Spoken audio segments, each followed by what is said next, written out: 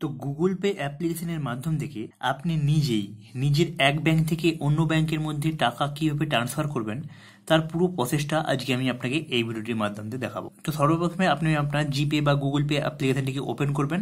Open করার পর একদম উপরের দিকে এখানে একটা অপশন দেখতে পেয়ে যাবেন, ব্যাংক ট্রান্সফার। দেখতে পাচ্ছেন এখানে তৃতীয় নম্বর রয়েছে ব্যাংক ট্রান্সফার। আপনাকে এটার উপরে ক্লিক করে দিতে হবে। যেই ক্লিক করবেন এখান থেকে আপনি যদি অন্য কোনো ব্যক্তির ব্যাংকে ট্রান্সফার করতে চান সেই ক্ষেত্রে এখানে আদার ব্যাংক সিলেক্ট করবেন, টু আদার। আর যদি আপনি এখানে নিজের ব্যাংকে সিলেক্ট করতে চান, যেটা আপনাকে আজকের ভিডিওটি দেখাবো, তো এখানে টু সেলফ এটার উপরে ক্লিক করবেন। ক্লিক করার পর আপনার যতগুলি ব্যাংক অ্যাকাউন্ট আপনার গুগল পের সাথে লিঙ্ক থাকবে সেগুলো আপনার কাছে শো হয়ে যায়। এখানে আপনার কাছে এইভাবে শো হবে। প্রথমে রয়েছে select bank account to transfer from, মানে আপনি সেই ব্যাংক অ্যাকাউন্টটাকে এখান থেকে সিলেক্ট করবেন যেই ব্যাংক অ্যাকাউন্ট থেকে আপনি টাকাটি অন্য ব্যাংক অ্যাকাউন্টে ট্রান্সফার করতে চাইছেন।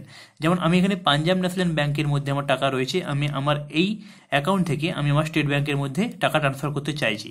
তো সেই ক্ষেত্রে আমরা ফর্মের জায়গায় এখানে সেই ব্যাংকটাকে সিলেক্ট করে নিচ্ছি যেই ব্যাংক থেকে টাকা ট্রান্সফার করব। তারপরে এখানে নিচের দিকে রয়েছে select bank account to transfer to, বলে এখানে নিচের দিকে আমরা সেই ব্যাংক অ্যাকাউন্টটি সিলেক্ট করবো যেই ব্যাংক অ্যাকাউন্টের মধ্যে আমরা পয়সাটি ট্রান্সফার করতে চাইছি। তো আমি এখানে আমার SBI মানে স্টেট ব্যাংক অফ ইন্ডিয়া এই ব্যাংকের মধ্যে পয়সাটি ট্রান্সফার করতে চাইছি। তো প্রথমে সিলেক্ট করবো যেই ব্যাংক থেকে টাকাটি ট্রান্সফার করতে চাইছি, তারপর সিলেক্ট করবো যেই ব্যাংকের মধ্যে টাকাটি পাঠাতে চাইছি। তারপর এখানে নিচের দিকে নেক্সট অপশনের উপরে ক্লিক করুন। যেই ক্লিক করবেন তো এখানে আপনাকে সেলফ ট্রান্সফারের জায়গায় কত টাকা ট্রান্সফার করতে চাইছেন সেটা আপনাকে এখানে সিলেক্ট করতে হবে। তো আমি এখানে 14,000 সিলেক্ট করে দিলাম। সিলেক্ট করে নেওয়ার পর আপনি আপনার অ্যাকর্ডিং এখানে সিলেক্ট করবেন। সিলেক্ট করার পর আপনাকে এখানে এই যে ছোট্ট অ্যারোটা রয়েছে আপনাকে এটার উপরে ক্লিক করে নিতে হবে। যেই ক্লিক করবেন তো নিচের দিকে একটা যে কোনো ন্যারেশন বা ডেসক্রিপশন লেখার জন্য আপনাকে এখানে চলে আসবে। আপনি চাইলে এখানে লিখতেও পারেন বা নাও লিখতে পারেন। তো আমি এখানে লিখছি না, আপনি আপনার অ্যাকর্ডিং আপনি লিখতে পারেন পয়সাটা কেন ট্রান্সফার করছেন সেটা আপনি এখানে লিখে একটা নোট হিসেবে রাখতে পারেন। তো আমি এখানে টিক চিহ্নের উপরে ক্লিক করে দিচ্ছি। যেই ক্লিক করছি তো এখানে নিচের দিকে এবার দেখতে পাচ্ছেন ট্রান্সফার নাও বলে অপশনটি চলে এসেছে। এবার আপনাকে নিচের দিকে এখানে